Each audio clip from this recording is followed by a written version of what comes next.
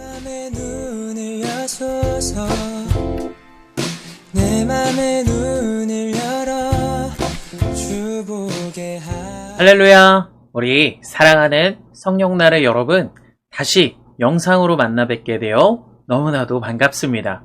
추석 연휴를 보내고 정말 오랜만에 뵙는 것 같습니다.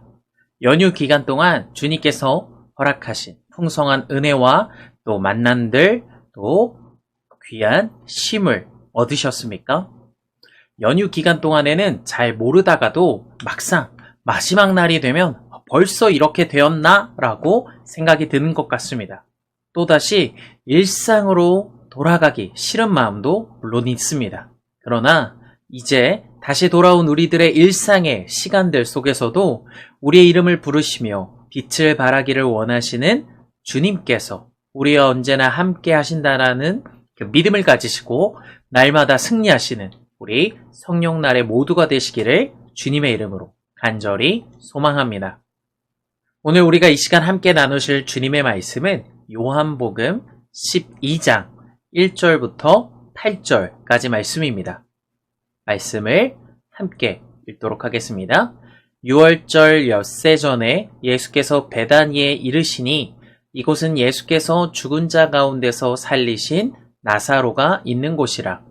거기서 예수를 위하여 잔치할새 마르다는 일을 하고 나사로는 예수와 함께 앉은 자 중에 있더라. 마리아는 지극히 비싼 향유 곧 순전한 나드 한 근을 가져다가 예수의 발에 붓고 자기 머리털로 그의 발을 닦으니 향유 냄새가 집에 가득하더라.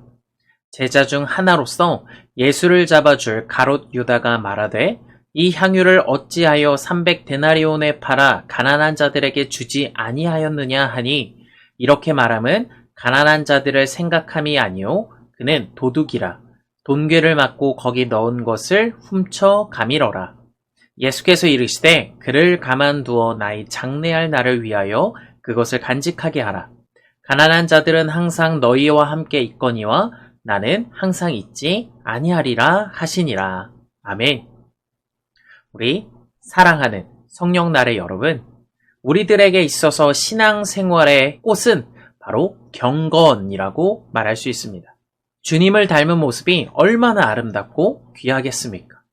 그런데 신앙생활의 꽃만 가지고는 되지 않습니다. 바로 꽃이 지고 나서 피는 이 열매가 있어야 한다라는 것입니다. 나무는 나무에서 열리는 열매를 맺기 위하여 존재하는 것입니다.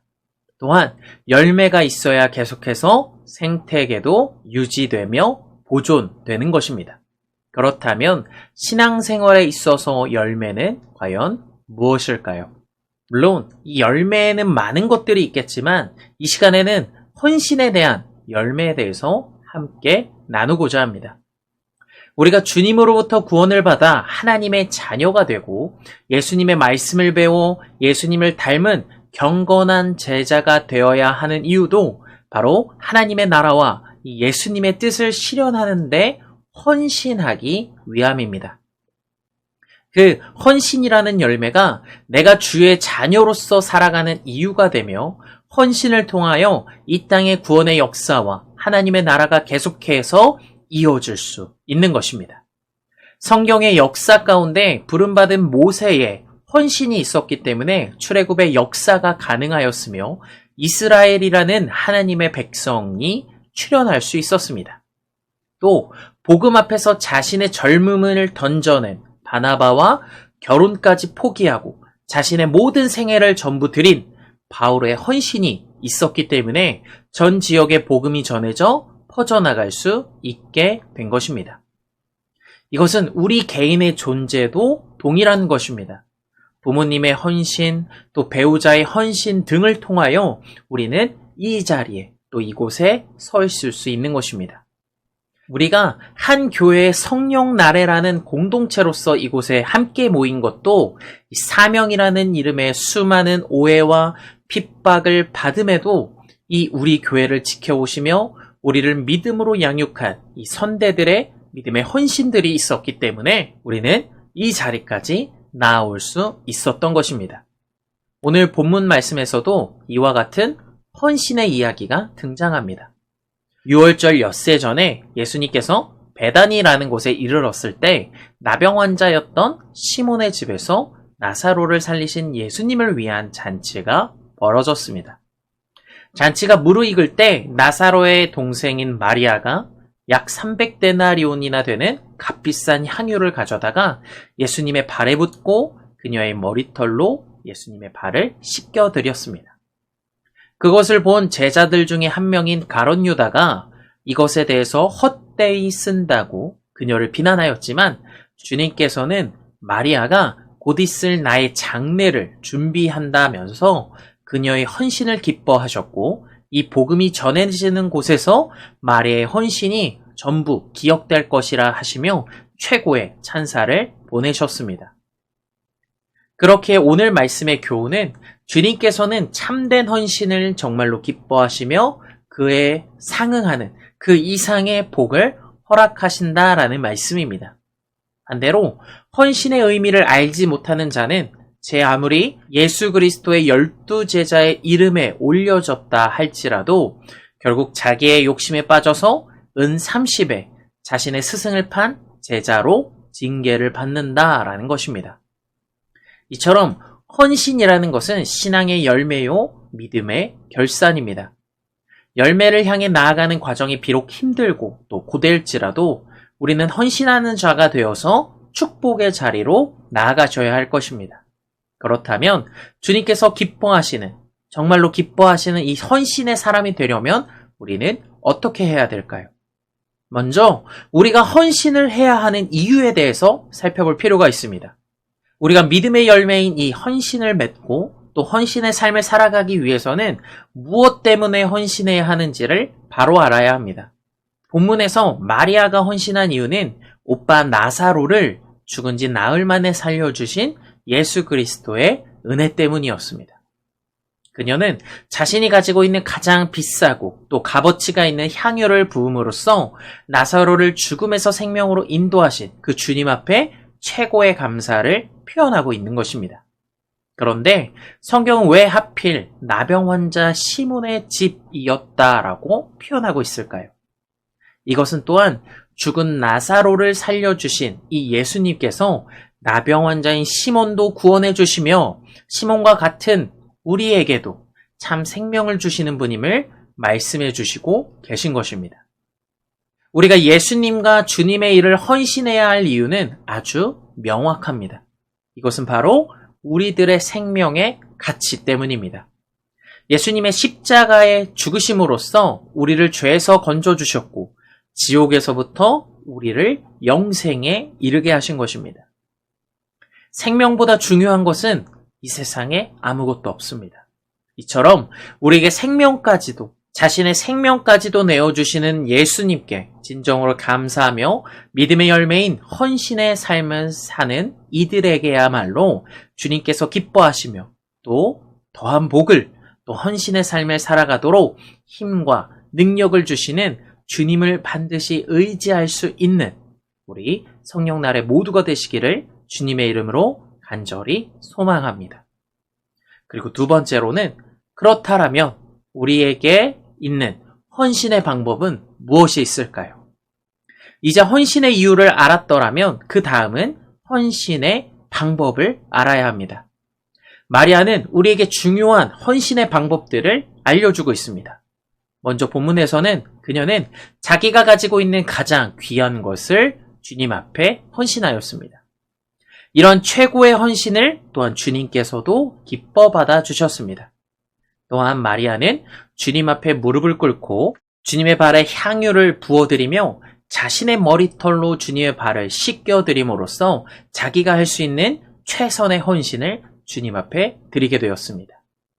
이런 마리아의 헌신으로 인하여 예수님께서는 기뻐하셨으며 그녀의 이름이 오늘날까지 우리들에게 전해지는 것입니다. 이처럼 우리 성령날의 모두가 우리에게 나에게 주어진 이 환경 가운데 내가 가장 귀한 것을 내가 할 수 있는 최선의 방법으로 주께 드릴 수 있는 또 필요한 곳에 쓰임받을 수 있는 우리 모두가 되시기를 주님의 이름으로 간절히 소망합니다. 마지막 세 번째입니다. 그렇다면 우리가 주님 앞에 간절한 헌신을 드릴 때 따르는 축복은 과연 무엇입니까? 우리가 주님과 주님의 나라를 위하여 헌신하는 것은 당연한 것이라 성경은 말하고 있습니다. 당연한 일임에도 성경은 믿음으로 헌신하는 자들을 결코 그리고 절대로 그냥 두지 아니하고 있습니다. 헌신하는 것보다 더 큰 축복과 은혜를 주시는 하나님의 은혜, 축복 시스템이 바로 작동하고 있는 것입니다. 이처럼 성경의 많은 곳에서 하나님의 말씀에 순종하여 헌신하는 자들에게 축복하시는 수많은 말씀들을 이 자리 가운데 소개하고자 합니다. 먼저 주님의 말씀에 순종하며 또 말씀에 따라 헌신하였을 때 주시는 하나님의 약속이 신명기 28장 2절부터 5절까지 등장합니다. 내가 내 하나님 여호와의 말씀을 청종하며 이 모든 복이 내게 임하며 내게 이르리니 성읍에서도 복을 받고 들에서도 복을 받을 것이며 내 몸의 자녀와 내 토지의 소산과 내 짐승의 새끼와 소와 양의 새끼가 복을 받을 것이며 내 강주리와 떡반죽 그릇이 복을 받을 것이며 아멘. 또한 오늘날 우리가 가장 많은 의구심을 품고 있는 이 11조에 대해서 주님 앞에 순종하였을 때 주님께서 우리의 앞날을 예비하시는 장면이 바로 말라기 3장 10절에 등장하게 됩니다. 만군의 여호와가 이르노라 너희의 온전한 11조를 창고에 들여 나의 집에 양식이 있게 하고 그곳으로 나를 시험하여 내가 하늘문을 열고 너희에게 복을 쌓을 곳이 없도록 붙지 아니하라 보라. 아멘. 마지막으로 성전을 쌓는 이들에게 복을 주시는 약속이지만 우리 성령 나라에서 이번 2021년 가운데 믿음을 더욱더 쌓고 나아갈 때 주시는 그 약속의 말씀이 학개서 1장 8절 말씀 가운데 기록되어 있습니다. 너희는 산에 올라가서 나무를 가져다가 성전을 건축하라. 그리하면 내가 그곳으로 말미암아 기뻐하고 또 영광을 얻으리라 여호와가 말하였느니라. 아멘. 이제 말씀을 정리합니다.